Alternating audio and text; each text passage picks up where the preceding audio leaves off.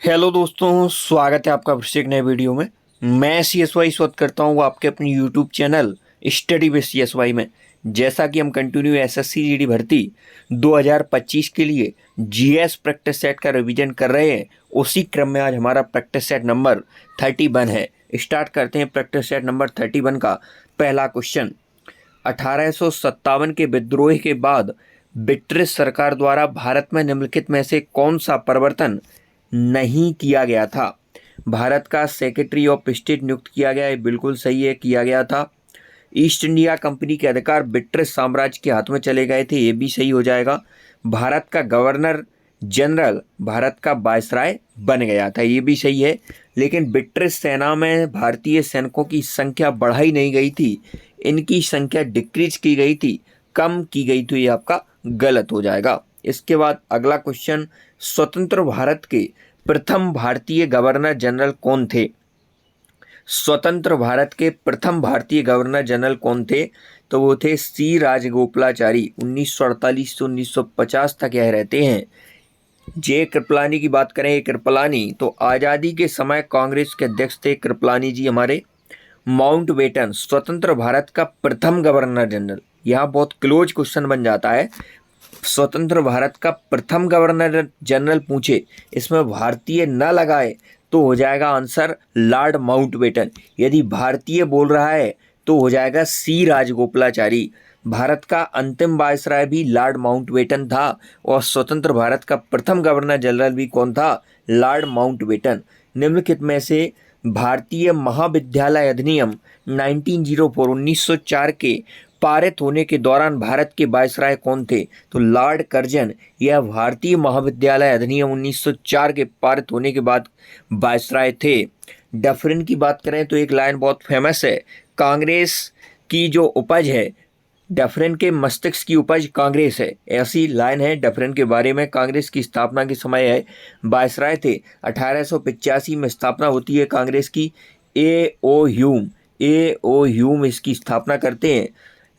इसके बाद बात करें कर्जन की, तो बंगाल का विभाजन 1905 में लॉर्ड कर्जन के समय होता है। बंगाल का विभाजन 1905 में।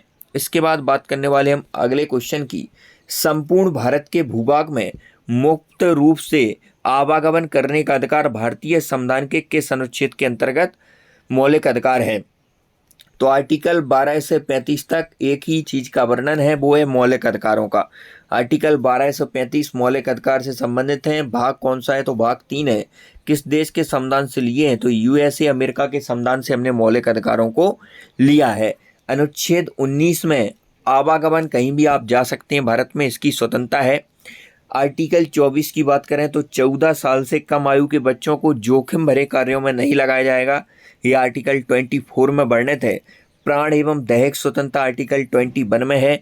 विधि के समक्ष समता एवं समान संरक्षण, कानून के समक्ष सभी समान, है आर्टिकल 14 में है। तो क्वेश्चन पूछ रहा था संपूर्ण भारत के भूभाग में मुक्त रूप से आवागमन करने का अधिकार किस अनुच्छेद में है? तो आर्टिकल 19 में है।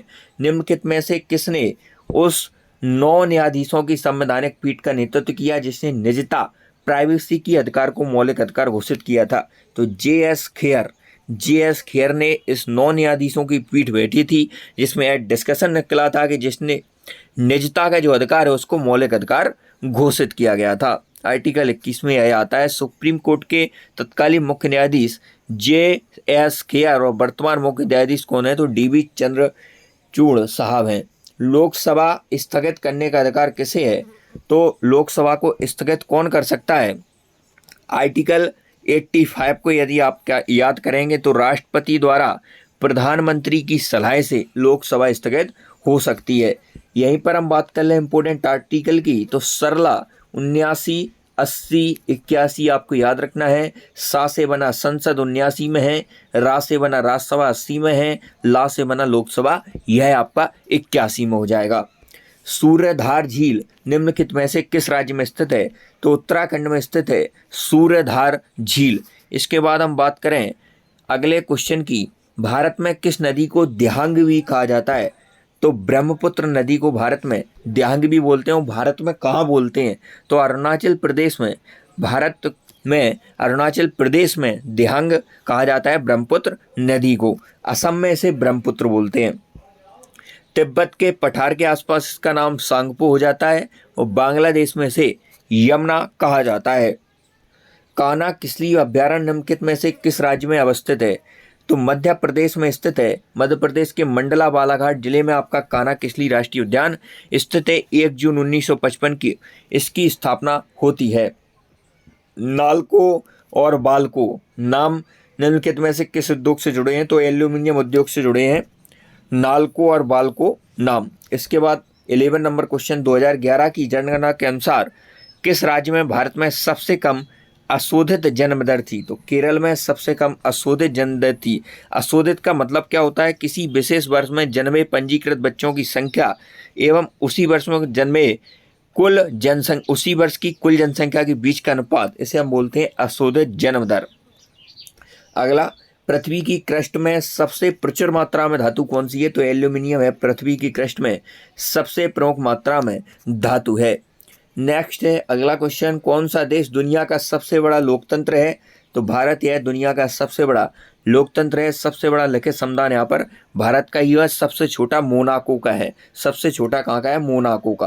निम्नलिखित में से कौन सा संक्षिप्त रूप REP रेप का विस्तारित रूप है जो भारत के संविधान के पाठ में उपयोग किया जाता है? रिपील्ड का विस्तारित संक्षिप्त रूप है REP। संविधान के पाठ में किसी विधि लॉ को हटा देना या पूर्व अवस्था में लाना, यह कहलाता है आपका रिपील्ड बोलते हैं इसे। निरसन, निम्नलिखित में से कौन सा मात्रक ज्योति तीव्रता के मापन में प्रयुक्त होता है? तो कैंडेला, यह ज्योति तीव्रता का मात्रक होता है। कैंडेला किसका मात्रक होता है? ज्योति तीव्रता का। ज्योति फ्लक्स या घनकोण का रेडियन होता है। विद्युत धारा का क्या होता है? एम्पियर होता है। इसरो की स्थापना कब हुई थी? तो वर्ष 1969 को आप भूल नहीं सकते हैं, क्योंकि इस दिन इसरो की स्थापना हुई थी 1969 को। इंडियन स्पेस रिसर्च ऑर्गेनाइजेशन इसका फुल फॉर्म है। अगला, सामान्य संतुलन विश्लेषण किसने विकसित किया था? तो बालरस ने सामान्य संतुलन विश्लेषण विकसित किया था।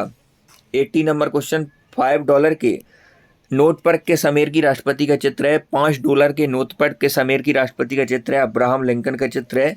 $5 के नोट पर 16वें या राष्ट्रपति अमेरिका के। The light of Asia the poem that defined the Buddha नामक पुस्तक निम्नलिखित में से किसने लिखी है?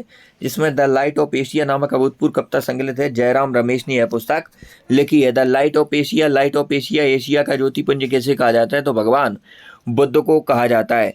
इसके बाद अगले क्वेश्चन की यदि हम बात करें, निम्नलिखित में से किस नेता को बंदी बनाकर प्रसिद्ध यूनेस्को विश्व धरोहर स्थल रोबेन आइसलैंड गया था? तो नेल्सन मंडेला को बंदी बनाकर यूनेस्को की जो विश्व धरोहर स्थल है रोबेन आइलैंड में रखा गया था। किस भारतीय को बिटली गोल्ड अवार्ड से सम्मानित किया गया? तो डॉक्टर पूर्णिमा देवी बर्मन को बिटली गोल्ड अवार्ड से सम्मानित किया गया। हाल ही में किस देश में युगाटन प्रायद्वीप के नज़दीक सबसे गहरा ब्लू होल खोजा गया? तो मैक्सिको में। एस्ट्रोजेनेका वैक्सीन किस टेक्नोलॉजी से संबंधित है? तो वायरस वेक्टर टेक्नोलॉजी से संबंधित है एस्ट्रोजेनेका वैक्सीन। किस भारतीय मूल के वैज्ञानिक को खगोल विज्ञान के लिए द शो प्राइज 2024 से सम्मानित किया गया? तो श्रीनिवास R कुलकर्णी को। हाल ही में वियतनाम का राष्ट्रपति कैसे नियुक्त किया गया? तो जनरल टू लैम को वियतनाम का राष्ट्रपति नियुक्त किया गया है। तो आज की वीडियो में उतना ही। मिलते हैं नेक्स्ट वीडियो में, तब तक के लिए जय हिंद। चैनल को सब्सक्राइब करके जो जाइए।